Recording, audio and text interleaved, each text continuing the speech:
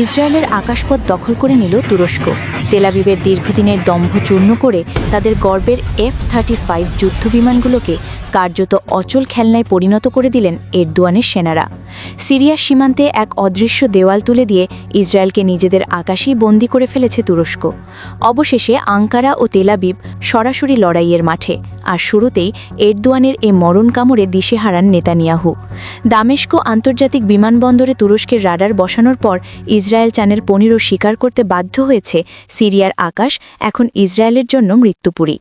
12 দিনের যুদ্ধে যে রাস্তা দিয়ে তারা ইরানে হামলা চালিয়েছিল সে রাস্তাতেই এখন তুরস্কের কঠোর পাহারা। বাশার আল আসাদের পতনের পর তেল আবিব যে স্বপ্ন দেখেছিল সিরিয়া হবে তাদের বাফার জোন, সে স্বপ্ন আজ দুঃস্বপ্নে পরিণত হয়েছে। মধ্যপ্রাচ্যের ভূ রাজনীতিতে গত 24 ঘণ্টায় যে নীরব বিপ্লব ঘটে গেল তা তেল আবিবের ওয়ার রুমে কেবল ভূমিকম্প নয়, বরং এক চূড়ান্ত মহাবিপর্যয়ের সাইরেন বাজিয়ে দিয়েছে।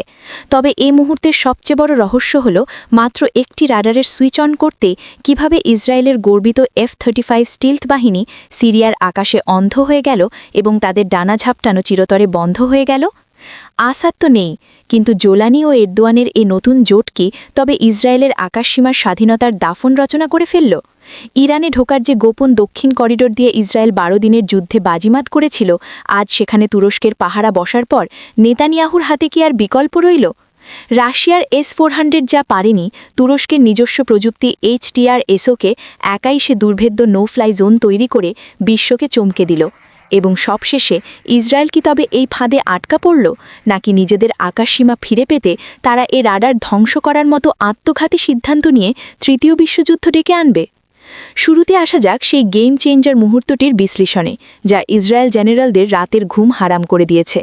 দামেস্ক আন্তর্জাতিক বিমানবন্দরে তুরস্ক যে HTRSO রাডার সিস্টেমটি মোতায়েন করেছে তা কোনো সাধারণ নজরদারি যন্ত্র নয়। এটি তুরস্কের নিজস্ব প্রযুক্তিতে তৈরি এমন এক ডিজিটাল চোখ যা 115 মাইল বা প্রায় 185 কিলোমিটার ব্যাসার্ধের মধ্যে আকাশে ওড়া যে কোনো বস্তুকে নির্ভুলভাবে শনাক্ত করতে পারে। এর অর্থ হল ইসরায়েলি বিমান সিরিয়ার সীমান্তে প্রবেশ করার অনেক আগেই তুরস্কের স্ক্রিনে ধরা পড়ে যাবে। এতদিন ইসরায়েল তাদের F-35 বা F-16 বিমান নিয়ে নিচু দিয়ে উড়ে বা লো অল্টিটিউড ফ্লাইট করে রাডার ফাঁকি দিত, কিন্তু HTRS-এর অ্যাডভান্সড ট্র্যাকিং সিস্টেম সে সুযোগ পুরোপুরি বন্ধ করে দিয়েছে। দামেস্ক এখন আর অরক্ষিত নয়, এটি এখন জোলানি সরকারের অনুমোদনে তুরস্কের প্রযুক্তিতে মোড়া এক দুর্ভেদ্য দুর্গ। ইসরায়েল চ্যানেল 15 রিপোর্টটি তেল আবিবের আতঙ্কের গভীরতা প্রকাশ করেছে। তারা সরাসরি বলেছে এ রাডার মোতায়েনের ফলে সিরিয়ার আকাশসীমায় ইসরায়েলের ফ্রিডম অফ অ্যাকশন বা স্বাধীনভাবে হামলা চালানোর ক্ষমতা মারাত্মকভাবে খর্ব হয়েছে। এতদিন তারা চাইলেই দামেস্কে ইরানের কোনো কনভয় বা হিজবুল্লার কোনো ঘাঁটিতে হামলা চালাত, কিন্তু এখন প্রতিটি হামলার আগে তাদের শতবার ভাবতে হবে, কারণ তুর্কি রাডার তাদের লক করে ফেলবে। আর রাডার লক হওয়া মানে যে কোনো মুহূর্তে মিসাইল এসে সে বিমানকে ধ্বংস করে দিতে পারে। ইসরায়েল বুঝতে পারছে সিরিয়ার আকাশে এখন তাদের একচেটিয়া দাদাগিরির যুগ আনুষ্ঠানিকভাবে শেষ হয়ে গেছে। আসাদিন সিরিয়াকে তারা যতটা দুর্বল ভেবেছিল, তুরস্কের উপস্থিতিতে তা এখন ইসরায়েলের জন্য সবচেয়ে বড় হুমকির কারণ হয়ে দাঁড়িয়েছে। এই ঘটনার সবচেয়ে গুরুত্বপূর্ণ কৌশলগত দিকটি হল দক্ষিণ সিরিয়ার করিডর। সামরিক বিশ্লেষকদের মতে গত 12 দিনের যুদ্ধে ইসরায়েল এই দক্ষিণ সিরিয়ার আকাশপথ ব্যবহার করেই ইরানের সীমান্তের খুব কাছে পৌঁছে গিয়েছিল। এটি ছিল তাদের জন্য একটি নিরাপদ প্যাসেজ বা গোপন রাস্তা। জর্ডান এবং সিরিয়ার সীমান্তের এই এলাকাটি এতদিন রাডারের আওতামুক্ত ছিল, যা ইসরায়েলকে ইরানের বিরুদ্ধে এক বিশাল কৌশলগত সুবিধা বা স্ট্র্যাটেজিক অ্যাডভান্টেজ দিয়েছিল। কিন্তু এরদোয়ান ঠিক সেই জায়গাতেই আঘাত করেছেন। দামেস্কে HTRSO বসানোর ফলে এই পুরো দক্ষিণ করিডরটি এখন তুরস্কের নজরদারির আওতায় চলে এসেছে। অর্থাৎ ইসরায়েল যদি এখন ইরানের দিকে গোপন হামলা চালানোর কথা ভাবেও, তবে তাদের তুরস্কের অনুমতি ছাড়া বা তুরস্কের চোখ ফাঁকি দিয়ে যাওয়া অসম্ভব। আসাদের পতনের পর রাশিয়া যখন তল্লি তোপ্পা গুটিয়ে সিরিয়া ছাড়তে বাধ্য হয়েছে, ঠিক সেই শূন্যস্থানটি পূরণ করেছে তুরস্ক। কিন্তু এরদোয়ান কোনো কাঁচা খেলোয়াড় নন। তিনি জানান নতুন জোলানি সরকারকে টিকিয়ে রাখতে হলে সবার আগে ইসরায়েলি আগ্রাসন বন্ধ করতে হবে। তাই তিনি জোলানির হাতে তুলে দিয়েছেন এ রাডার সিস্টেম। এর ফলে দক্ষিণ সিরিয়ার যে আকাশপথ বা এয়ার করিডর ব্যবহার করে ইসরায়েল গোপনে গোপনে ইরানে হামলা চালানোর পরিকল্পনা করত, সে রাস্তাটি আজ চিরতরে সিলগালা হয়ে গেল। এটি কেবল সিরিয়ার নিরাপত্তা নয়, এটি ইরানের জন্য এক বিশাল স্বস্তি। কারণ ইসরায়েল সারপ্রাইজ অ্যাটাক বা আকস্মিক হামলার মূল রুটটি এখন তুরস্কের স্ক্যানারের নিচে। ইসরায়েলের জন্য সবচেয়ে বড় ভয়ের কারণ হল এর রাডার সিস্টেমটি সম্পূর্ণভাবে তুরস্কের নিজস্ব প্রযুক্তিতে তৈরি এবং এর অ্যালগোরিদম ইসরায়েলি জ্যামিং প্রযুক্তির ধরাছোঁয়ার বাইরে। আসাদের সময় ইসরায়েল রাশিয়ার সাথে গোপনে সমঝোতা করে হামলা চালাত, কিন্তু জোলানি সরকারের সাথে ইসরায়েলের কোনো কূটনৈতিক সম্পর্ক নেই, আছে শুধু শত্রুতা। আর তুরস্কের সাথে ইসরায়েলের সম্পর্ক এখন সাপে নেউলে। ফলে দামেস্কের আকাশে এখন আর কোনো হটলাইন কাজ করবে না। ইসরায়েল বিমান এলেই সাইরেন বাজবে এবং তুর্কি আকাশ প্রতিরক্ষা ব্যবস্থা গর্জে উঠবে। তেলাবিবের জেনারেলরা এখন হতাশ হয়ে দেখছেন তাদের চোখের সামনেই সিরিয়া এক ব্ল্যাক হোল বা কৃষ্ণ গহ্বরে পরিণত হয়েছে, যেখানে তাদের নজরদারি করার কোনো সুযোগ নেই। কৌশলগতভাবে বিচার করলে দেখা যায় এই একটি রাডার মোতায়েন মধ্যপ্রাচ্যের ক্ষমতার ভারসাম্য বা ব্যালেন্স অফ পাওয়ার পুরোপুরি উল্টে দিয়েছে। এতদিন ইসরায়েল তাদের বিমান বাহিনীকে ব্যবহার করে প্রতিবেশীদের ভয় দেখাত, কিন্তু আজ যখন তাদের সেই প্রধান অস্ত্রটি ভোঁতা হয়ে গেল, তখন তারা বুঝতে পারছে আসাবিন সিরিয়া তাদের জন্য আরও বেশি ভয়ঙ্কর। জোলানি সরকার এবং তুরস্কের এই মৈত্রী ইসরায়েলকে চারপাশ থেকে ঘিরে ফেলেছে। উত্তরে তুরস্কের রাডার, পূর্বে ইরানের মিসাইল আর দক্ষিণে হামাস। ইসরায়েল এখন আক্ষরিক অর্থেই রিং অফ ফায়ার বা আগুনের বলয় বন্দী।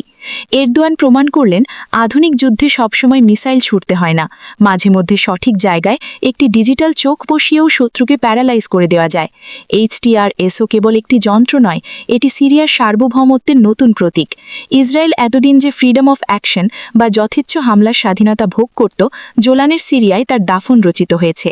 দামেস্ক আন্তর্জাতিক বিমানবন্দরের রানওয়েতে দাঁড়ানো ওই রাডারটি ইসরায়েলের দিকে তাকিয়ে নিঃশব্দে হাঁটছে, আর তেলাবিব ভয়ে কুঁকড়ে আছে, কারণ তারা জানে সিরিয়ার আকাশে তাদের আধিপত্যের দিন শেষ। এখন সেখানে উড়বে কেবল তুর্কি ঈগল এবং নতুন সিরিয়ার বিজয় নিশান। ইসরায়েল বিমান বাহিনীর এই অসহায়ত্ব আসলে তাদের পুরো সামরিক মতবাদ বা মিলিটারি ডক্ট্রিনের ওপর আঘাত। ইসরায়েল প্রতিরক্ষা ব্যবস্থা মূলত দাঁড়িয়ে আছে প্রিএমটিভ স্ট্রাইক বা শত্রুর ওপর আগে হামলা করার নীতির ওপর, কিন্তু তুরস্কের এ রাডার সে নীতির ত্রুটি চেপে ধরেছে। যখনই কোনো ইসরায়েল F-35 বা F-15 বিমান রানওয়ে থেকে উড্ডয়ন করছে, তখনই তুরস্কের রাডার তাদের ট্র্যাক করা শুরু করছে। 115 মাইল দূর থেকে ট্র্যাক করার অর্থ হল ইসরায়েলি পাইলটরা এখন সব সময় মানসিক চাপের মধ্যে থাকবেন। তারা জানবেন না যে একটি অদৃশ্য লেজার তাদের উপর তাক করা আছে। এই সাইকোলজিক্যাল ওয়ারফেয়ার বা মনস্তাত্ত্বিক যুদ্ধটি ইসরায়েলি পাইলটদের মনোবল ভেঙে দেওয়ার জন্য যথেষ্ট। তাছাড়া জোলানি সরকারের প্রেক্ষাপট এখন অত্যন্ত গুরুত্বপূর্ণ। আসাদ যখন ক্ষমতায় ছিলেন তখন ইসরায়েল যুক্তি দিত যে তারা ইরানি মিলিশিয়াদের মারছে, কিন্তু জোলানি সরকার সুন্নিপন্থী এবং তুরস্কের ঘনিষ্ঠ মিত্র। এখন ইসরায়েল যদি সিরিয়ায় হামলা চালায়, তবে তা সরাসরি তুরস্কের স্বার্থে আঘাত হিসেবে গণ্য হবে।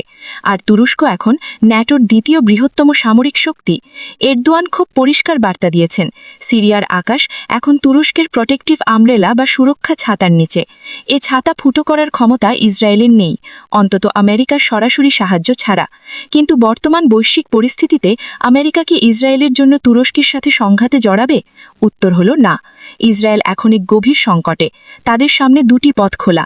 এক, এ অপমান মেনে নিয়ে সিরিয়ার আকাশ থেকে সরে আসা এবং ইরানের সীমান্তে পৌঁছানোর অন্য কোনো কঠিন পথ খোঁজা। 2, তুরস্কের রাডার সাইটে হামলা চালানো। কিন্তু দ্বিতীয় পথটি বেছে নেওয়া মানে সরাসরি তুরস্কের সাথে যুদ্ধ ঘোষণা করা। আর এই মুহূর্তে গাজা এবং লেবানন সামলাতে গিয়ে ইসরায়েলের যে অবস্থা, তাদের তুরস্কের মতো শক্তিশালী দেশের সাথে নতুন ফ্রন্ট খোলার সাহস তাদের নেই। তাই তারা এখন কেবল মিডিয়াতে কান্নাকাটি করছে এবং বিশ্বকে বলছে যে তুরস্ক তাদের নিরাপত্তা বিঘ্নিত করছে, কিন্তু বাস্তবতা হলো তুরস্ক তাদের অবৈধ আগ্রাসনের পথে দেওয়াই তুলে দিয়েছে মাত্র। উপসংহারে বলা যায়, দামেস্ক আন্তর্জাতিক বিমানবন্দরে তুরস্কের HTRSও রাডার মোতায়েন মধ্যপ্রাচ্যের মারাত্মক সমীকরণে একটি নতুন অধ্যায়ের সূচনা করেছে। ইসরায়েল তাদের আকাশপথের স্বাধীনতা হারিয়েছে, আর তুরস্ক প্রমাণ করেছে যে এই অঞ্চলের আকাশ এখন তাদের তর্জনীর ইশারায় চলে। দক্ষিণ সিরিয়ার করিডর বন্ধ হওয়ার মাধ্যমে ইসরায়েলের ইরানে হামলার স্বপ্ন বড় ধাক্কা খেল। এরদোয়ানের এ চেকমেট চালের সামনে নেতানিয়াহুর সব আস্ফালন এখন নিরর্থক। সিরিয়ার আকাশ এখন আর ইসরায়েল বিমানের খেলার মাঠ নয়, এটি এখন তুর্কি ঈগলের নজরদারিতে থাকা এক নো ফ্লাই জোন, অন্তত ইসরায়েলের জন্য। তেলাবিবের দম্ভ আজ দামেস্কের রানওয়েতে তুরস্কের রাডারের নিচে পিষ্ট। এরদোয়ান কোনো রক্তপাত ছাড়াই ইসরায়েলকে তাদের সীমানার মধ্যে বন্দী করে ফেললেন, যা আধুনিক যুদ্ধের ইতিহাসে এক বিরল দৃষ্টান্ত হয়ে থাকবে।